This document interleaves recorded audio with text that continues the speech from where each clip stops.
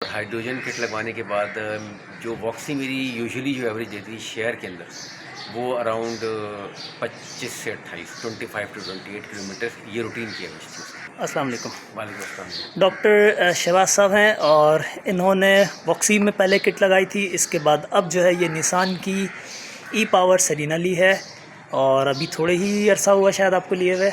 जी बिल्कुल, अभी हार्डली 2 या 3 दिन हुए भी हैं। निकलवाई है। ठीक है, जी। तो वॉक्सी चेंज करने की वजह, गाड़ी तो वो भी बहुत शानदार है। बस गाड़ी मैंने अपग्रेड करनी थी। एक्चुअली आपको पता है कि टेक्नोलॉजी जो है हाइब्रिड है, वो हाइब्रिड थी, ये ई पावर है।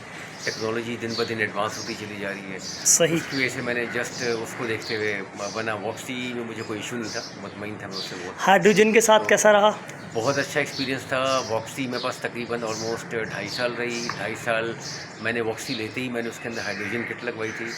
और हाइड्रोजन किट लगवाने के बाद जो वॉक्सी मेरी यूजुअली जो एवरेज देती थी शहर के अंदर, वो अराउंड 25 से 28, 25 टू 28 किलोमीटर ये रूटीन की एवरेज थी उसकी। सही।